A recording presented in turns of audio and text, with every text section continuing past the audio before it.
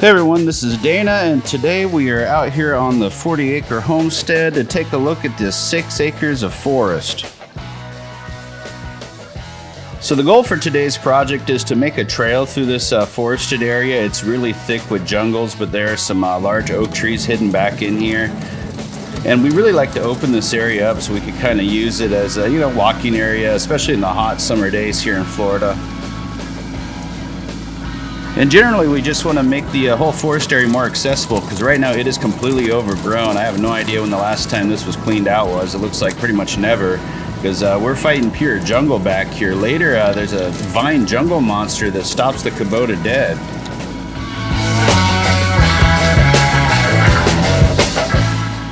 So what I like to do with a lot of these little trees like this is I'll just push them over with the forks, get them crushed down, and then I'll mow them over with the mowing deck and kind of chop them up. And sometimes I'll have to back up and hit them again. As you can see, that one's a little big stump there. I kind of caught the sand on it. But it seems to work pretty good, except for getting caught up in the vines underneath this big oak tree.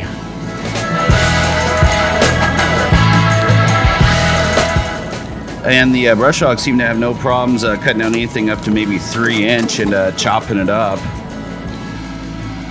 So I'm making quite a mess back here. This is like a main trail that I'm going to push open from this and get the whole forested area open, especially under these large oak trees. And kind of the two dangers of working back here right now is I could get a stick in my tire, which has actually happened before. So I've got a plug in one of my tires from sticking one of these sticks right up in it. It actually happened in Alaska.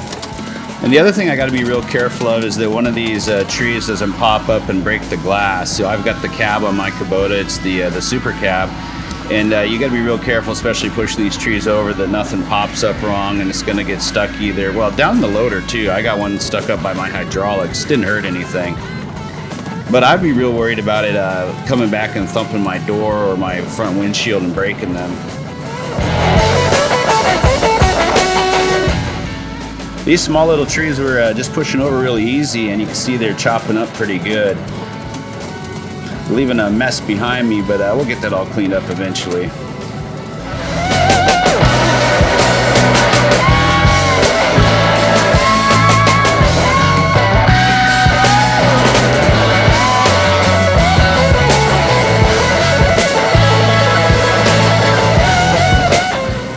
Now, one of the things we've really learned the importance of living in the South as opposed to up in Alaska is the importance of checking your radiator screens.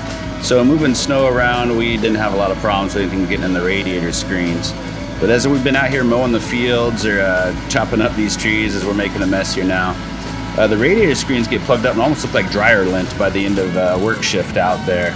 So we're always making sure to take out the lint, which is all the debris from the trees we're cutting down and the little brush we're cutting down, getting stuck up in the radiator screens. And then several times I've had to hose out the radiators. And this one has an air conditioning radiator as well as the normal radiator. And so the fins were almost getting plugged up from all the seeds and leftovers from the dog fennel that's out in the field.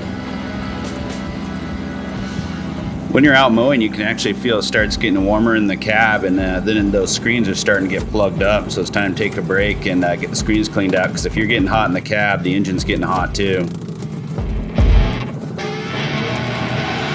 I see her rolling up, Uber black Cadillac, high heel boots and a sexy body full of tats.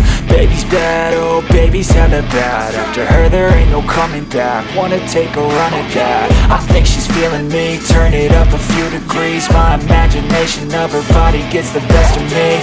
Oh gosh, she's such a tease, bitten lips, bruised knees. I'm addicted to her, need her touching me, cause she got it. So this part of the forest is extra thick. This is back here where I encountered the vines. And the brush hog seems to take care of them pretty well, but they are thick. You can hear I'm about to stall out the tractor right here just on vines alone. And then they almost swallowed up the whole Kubota. It's like a giant vine monster that attacked me out here in the forest. And so I literally can't drive forward at this point because they're so thick in front of me that we can't push through them.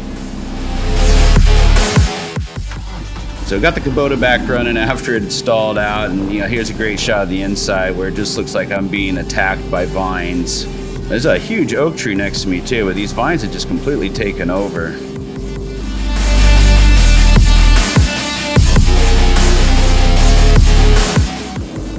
So there's the tropical monsters down below, and they are thick and heavy. I'm trying to kind of scoot them more into one area and out of my way because I just want to kind of get past these ones. But on the plus side, I wasn't able to push through them too far. But when you turn around and get the brush hog after these things, it just chews them up, no problem. But you do have to watch out. I had a couple of my lights in my back, the LED lights I put on the cab. They almost got ripped off just by the vines. So while I fight my way out of the jungle here, you guys have a great one, and thanks for watching. We'll see you next time. Goodbye. Coming closer for a taste, and I'll show you how I make